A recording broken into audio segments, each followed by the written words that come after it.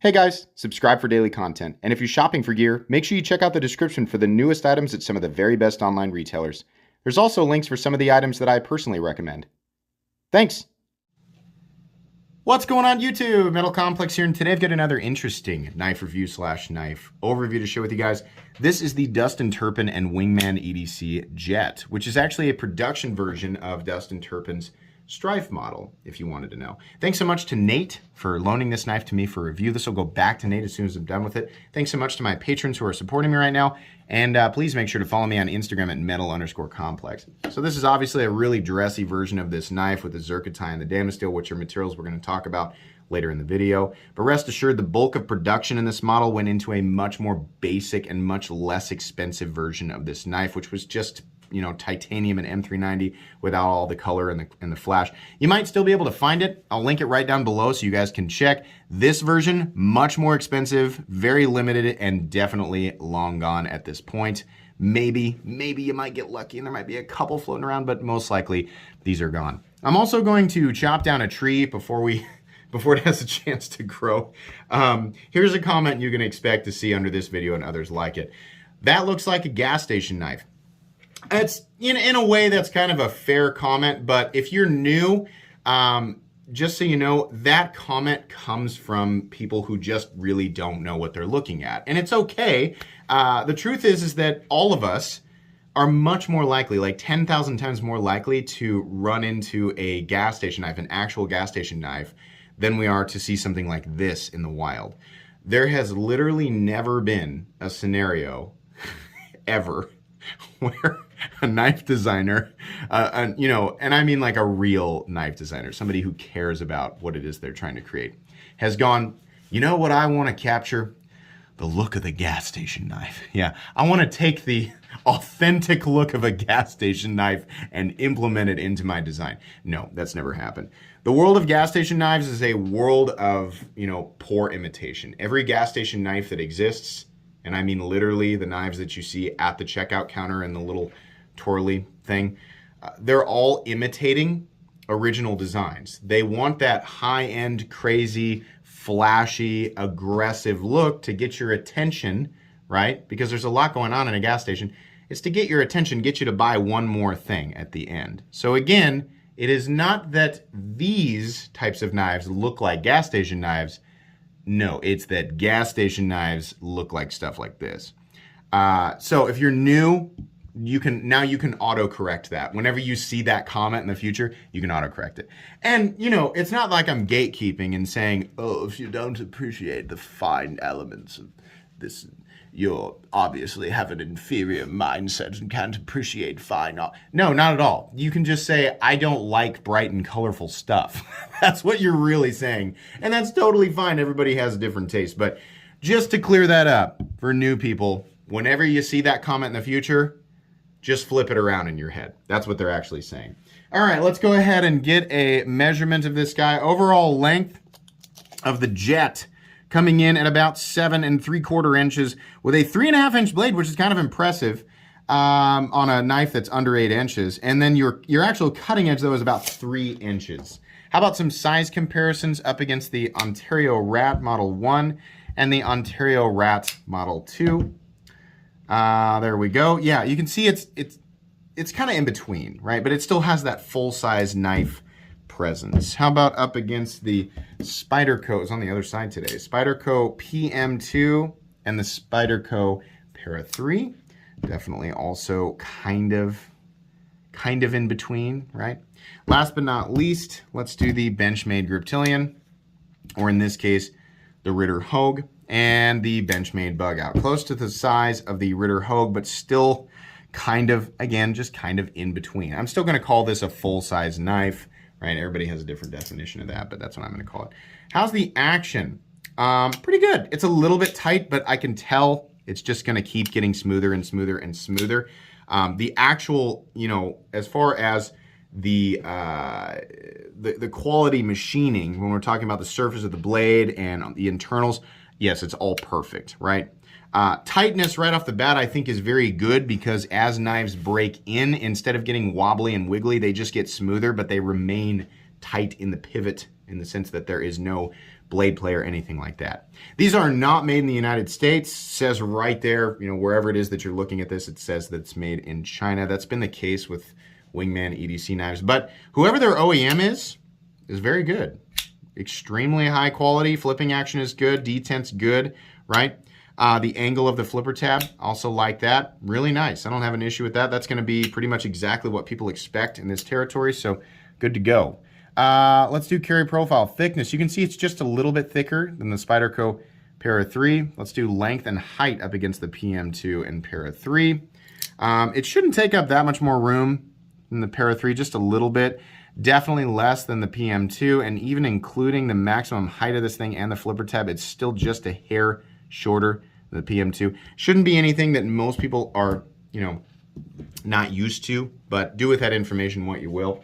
Materials on this guy, we are looking at Damasteel, which is not the same thing as your generic Damascus, which can literally be any 2 or sometimes 3 compositions. No, this is proprietary RWL 34 and PMC 27, which are both powder form steels, made by the Damasteel company, and the end result is a composition that will perform very similarly to CPM 154, which is fantastic.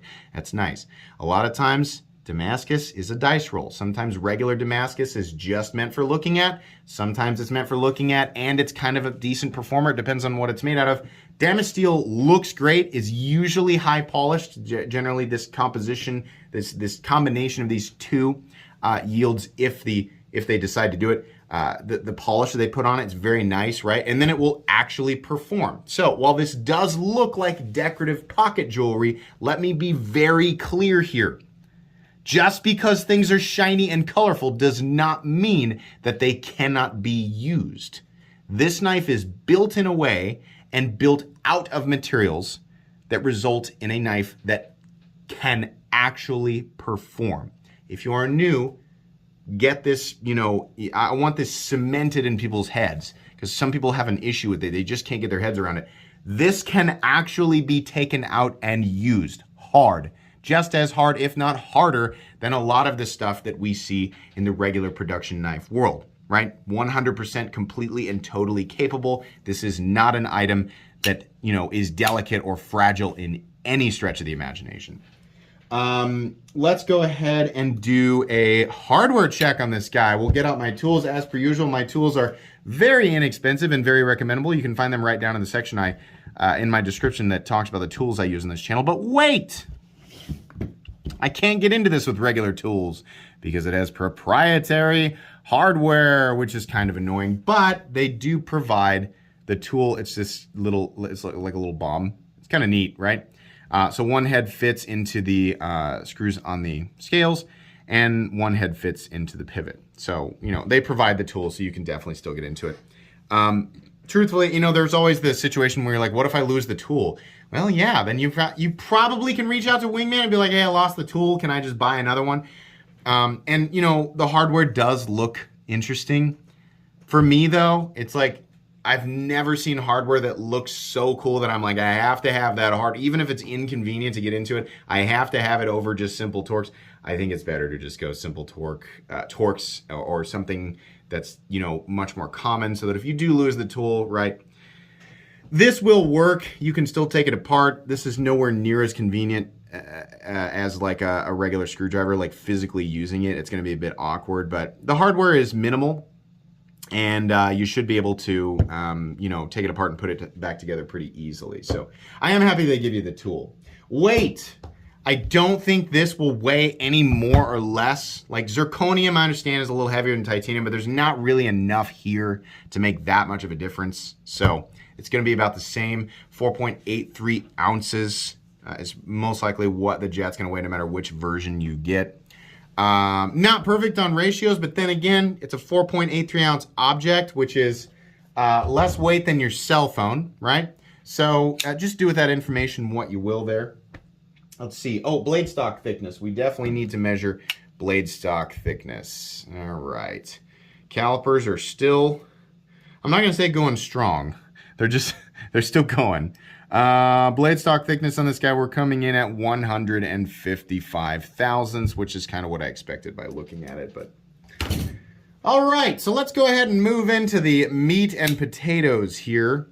I am a gigant. Now, again, this is just this version, but I'm going to point it out. I am a huge fan of zircotai. This is my favorite exotic material. What does it do? How will it help me in my cutting quests? It will not help you at all. This is something that enthusiasts appreciate. This is the reason that when they make versions of this, that they don't make 1,000 of them, because there are not that many people out there that are aggressively seeking these types of knives out. This knife is way more expensive than the base form, and it is specifically, this version is specifically for people who like to collect stuff like this. Again, let's not automatically associate those people with knives that are too delicate to use. Once whoever decides to buy this, once they buy it, it's up to them. Some of those people just put it in a box and don't do anything with it, and other people actually take it out and use it. But you know, again, if your initial instinct is to criticize, well, that's terrible because knives are meant to be used, but shut up. It's not your money. If you didn't buy it, you don't have any say, right? If you're going to complain at those people, you better walk around your neighborhood or your town or your city and find every single person who has a collectible car in their garage or a restoration project, and you better get in there and scold them for not driving it as often as you see fit, right? That's just as stupid. If that's your instinct is wrong, right? You can have your opinion, but I'm telling you, I think that opinion is stupid. So these were limited run knives. There weren't very many of them. There's not going to be nearly as many people that are trying to buy something like this for $800, which is what it went for, right? Gasp! Oh! I have to let him know how I feel. That's fine.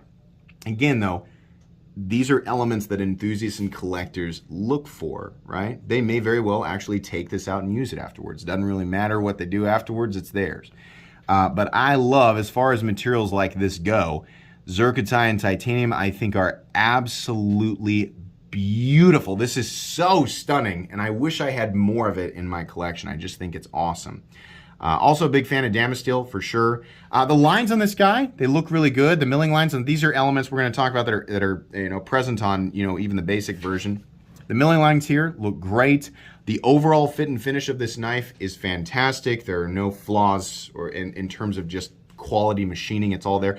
Ergonomically, it's pretty good. You are definitely, if your hands are about the same size as mine and we're an XL glove, you're going to be kind of cramped to get a full 4-finger grip, but you can definitely get in there. I'm not feeling the clip. Thank goodness it's a titanium, like a milled titanium clip that is flat and not super long, right? Instead of one of those pokey stamped out clips. Now the ergonomic lines are, you know, they're pretty okay. The one area you're gonna feel is right here when you're kind of crammed up there. But truthfully, if I had to use this for a long period of time, I have definitely handled things that are less preferable. So I'd give it a B+ or so. Not anything spectacular, but yeah, ergonomic lines are pretty good. Edges are nicely knocked down here. Some nice chamfering going on, right, all over the place. Boy, that backspacer and transition to it is very beautiful. We'll talk about that. The blade is very wild and crazy. We have a compound grind, actually. We've got a hollow grind here, and then we have a flat up here. You can see that curvature right there. And then we have this sort of thumb ramp, and then it drops and then rises back up here. That's really what's giving it, you know, the crazy look. What advantage does that give you? I mean, that and the fuller with the holes in it. What advantage does that give you? Not really. Most of the, you know, the look of the blade here is there's a lot of it that is just meant to grab your attention, and it does, right? It absolutely does. The truth is that the edge is not ultra thick. It's fairly thick. It's well sharpened. It's definitely sharp, but the edge is fairly thick. It's definitely thick up here. You have a flat that runs 85% the length of the blade, pretty prominent. These holes here, you're definitely going to catch gunk as you cut. You can clean them out, blow them out, right? But it's just going to be an additional inconvenience if you're going to cut with it. And then there's a nice swedge up here. So this is one of those blades that's going to aesthetically appeal to some people, and other people are going to look at it and they're like, I don't like it at all, right? Factually, it is going to be a little bit more complicated to sharpen because we have an angle change right here, and it goes from straight to curved. So over time, this area right here is going to flatten out as you sharpen it. But I mean, it's just, you know, one of those. It's not like the Tanto blade has never served anybody well. No, it's a very strong blade shape. And in the case of the composition here, it's going to be a fairly multi-purpose blade. And I don't mean like you can jam it into hard surfaces and then pry with it. Don't do that with a knife at all, right? But just for general EDC, it'll be just fine. There are definitely thinner and slicier blades out there and blades that are going to be more convenient for general use. But if you like the look of stuff like this, well, here you go. It's here. The blade is done well. The final cutting bevels are even. They're not wonky or anything like that. And there's a nice little choil area that's pretty roomy. So if you want to choke up here, this is definitely, I would say, the most comfortable ergonomic position is choked up. Just watch your finger. It's not, it's pretty accommodating, but it's not a gigantic choil, so you still need to pay attention to where your finger is in relationship to the cutting edge. There's some jimping up here on the thumb ramp, which I definitely appreciate. That's an appropriate spot for jimping. It's nice. I think it says, oh, it's the WingMan EDC logo. I think we probably could have kept that off the blade on the Damasteel version because it just kind of looks awkward. On the standard version, it'll look fine. I think, I can't remember if the standard version is a hand rubbed satin finish blade or if it's just a belt satin blade. I want to say it's belt satin. Could be hand rubbed satin. If it is hand rubbed, that looks better to me than belt satin, but either way, it's fine. Everything's going to look just fine on the standard version as well.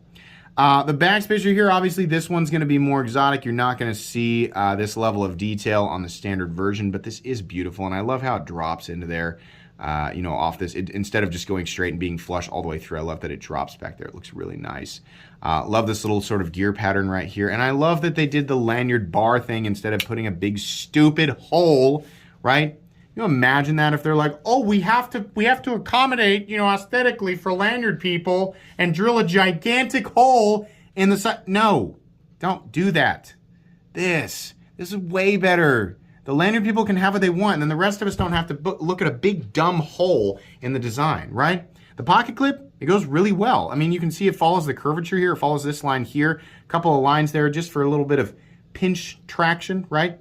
The retention is very strong, and then we have a nice little ramp right there, so you should be able to slide it in and out of your pocket with one hand without fighting it. Carry depth is also good, right? It's kind of medium. That's all the more it's going to be sticking up out of your pocket. I love how thin the exposed part of the frame lock is, and it's not that the frame lock itself is actually thin. If we look in here, you can see that the lock itself is actually much wider than you might think. Just a lot of it is hidden underneath this overlay here, which makes it much easier to decide where you want to put your fingers when you are flipping it, right? So if I'm grabbing it here, I see where my fingers naturally land. It's not on the lock bar. So the action is going to be great. If you're pushing on that lock bar, it makes the action a little bit tighter. That's the problem with exposed frame locks, but because most of it is under this overlay here, and that's going to be, I believe, I might be wrong. If I'm wrong, I'm sorry. I believe it is that way on the other guy. So it's that's something that I appreciate either way. And I'm wondering now if my eyes are being tricked looking into this. It definitely looks wider. Yeah, it definitely looks wider there. So in any case, I appreciate, at least on this version, that your fingers are not forced to, you know, come in contact with the lock bar as you're flipping it. It just makes for a better experience. There is no mounting position for left-handed people. Sorry, lefties. That's just the way that it is on this guy. I'm sure that they're used to that. There's a lot of shouldering here over that stop pin, which is located back here. On lockout, there is no blade play whatsoever, up, down, left, or right. No lock stick, no pivot lash, and a nice snappy detent with perfect centering. All right, so I'm going to be honest with you. As much as I will always defend and correct the whole "that looks like a gas station" thing. I'll always defend that because that is a statement that just comes from complete and total ignorance, and it's okay. Again, like I had to learn that too. I had to learn like, oh, it's actually not, you know. It's actually the other way around, right? Everybody, I mean, all you can do is react to what you've been exposed. You react to things based on what you have already been exposed to, right? So we can't come down on people with that. That being said, 19 minutes in, I I'm not really a gigantic fan of the aesthetic of this overall. I gotta say, like, the blade is a little bit too much for me. The handle's all right. The handle's definitely basic. I think it's basically this area up here that just looks weird to me, and then the fuller, I could have done without that, right? I mean, and you could say, well, metal complex, taking those things away and adding, you know, some filler material in here and removing the fuller, it just would make it look so much more generic and like everything else out there, you know, everything else that's out there that already has that look. This knife at least has some character. And I would say to you, you're right. This does create some unique character for this knife. And it will inevitably appeal to a smaller audience. But then again, I don't think they made that many, right? So the thing that we have to remind ourselves of, and includes me, is that knives should never, ever be designed to appeal to everyone. And I know that we do have designs like that, or at least as many people as possible. Designs like the Bug Out are certainly designed to appeal to a massive audience.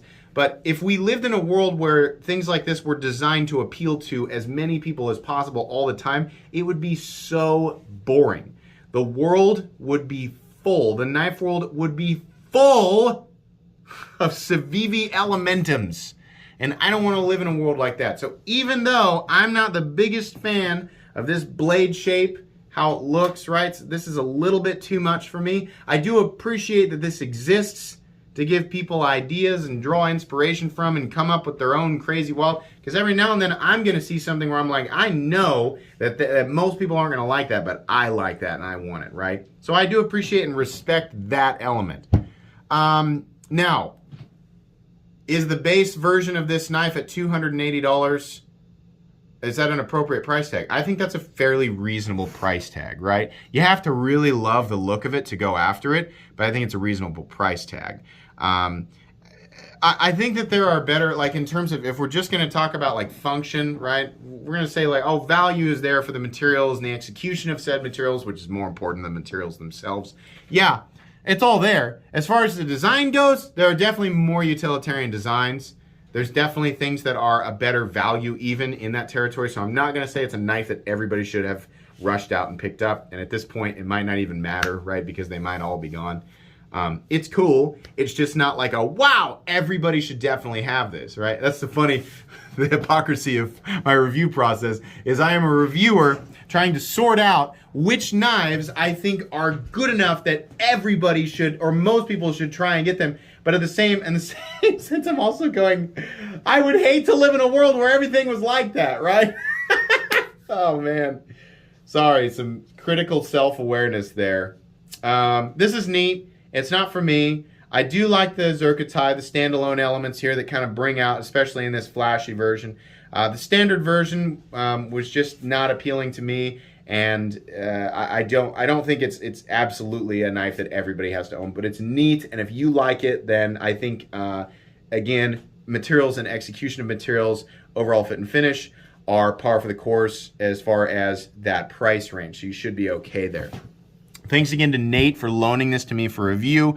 Please make sure to follow me on Instagram at metal_complex. If you enjoyed this video, leave a like. If you'd like to check out my other content, I do, of course, have lots of videos of knives that are either expensive or inexpensive that I do or don't like, so check those out. And if you enjoy all my content, go ahead and click on that Metal Complex logo right there and subscribe because there's definitely more coming. Thanks again for watching, everybody, and have a great day.